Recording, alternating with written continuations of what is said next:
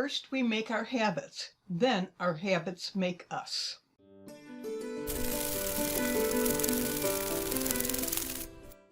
Hi, I'm Linda Watson-Calm. I'm so glad you could join me for this week's episode of Dragonfly Soup. I hope you're enjoying these episodes as much as I enjoy creating them. So please show your support of this program by clicking like right now. And if you think this episode would be of value for someone else, please feel free to share it. Let's get the message out. My shout out this week goes to Dominic.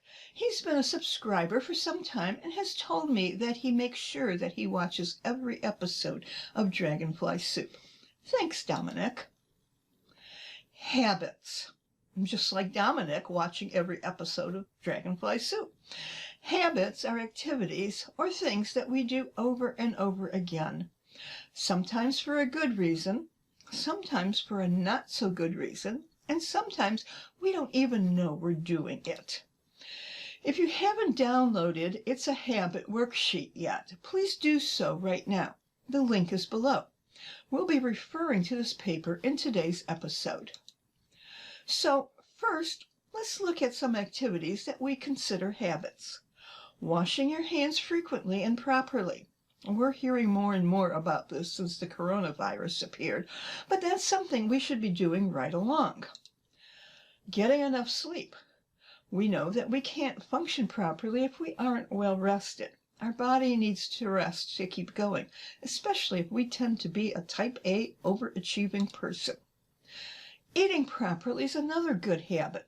This goes along with the rest. If we want to keep healthy, we need to eat the right foods that are good for us.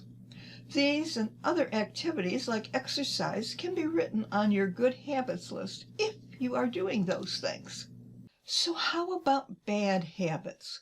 We could just reverse all the good things that we've listed, but let's take a closer look at ourselves. Smoking, vaping, or putting other things into our body, typically to change our moods, is not a good habit. Driving too fast puts yourself and others at an unnecessary danger. Being late for everything, from work to classes to parties, shows disrespect for other people. None of these are good habits. Then there are things that we do because they're ingrained in us. We have always done it. Like saying grace before meals, holding the door open for someone, splashing in a puddle. Look at the list that you wrote, and now ask yourself, why do I do those things? I had a friend in high school who would always hum. Walking between classes, she would hum. Waiting for the bus, she would hum. It didn't matter what she was doing, she would hum. I asked her once why she hummed so much. She looked at me like I was crazy because she didn't even realize what she was doing. Then she thought about it and said, well, music makes her happy, so maybe that's why. A habit, neither good nor bad, but a habit just the same. Then I have this other friend, and I have gotten into the habit of telling her to be at my house a half hour before I want to go somewhere. Why? Because she's always late. And it doesn't matter what's happening. She's late. I've watched her make her grand entrance 20 minutes after a party has started. Church? That's about 10 minutes into the service. It doesn't matter. She likes the attention of people saying, so glad you could make it. We think it's a bad habit, but for her, the attention she gets, that makes it a good habit. So once you've listed some of your habits, look at the grid where it says work, school, family, friends, and other. Think about the effect your habits have on other people in each area. Are you less productive at work or school because you don't get enough sleep?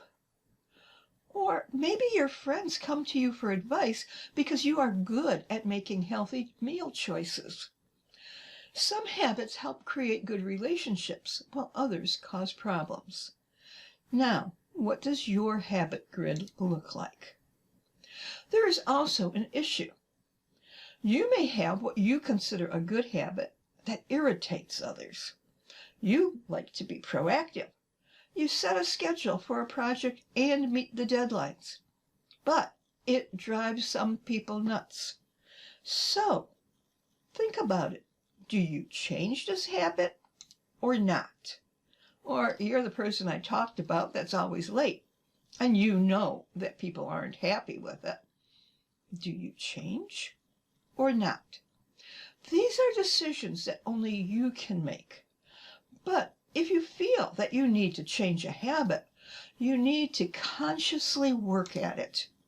Spoiler alert, it can actually take more than 21 days to form a new habit. And even after you form that new habit, stress or other situations can put you right back into that old habit. John Dryden, an English poet, put it this way: first, we make our habits, then our habits make us. If we want to change a habit, we have to really work at it. We might want to cut slack to the people who can't work as efficiently or effectively as we can. Or we might want to start earlier for an event so that we'll be there on time. The key to breaking a habit is to list all the things you need to do, but do it in small steps. This way, you have something that's manageable. You can change your habit and change yourself over time.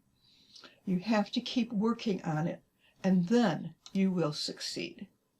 So let me know, either in the comments below or a message, how you are going to change one habit.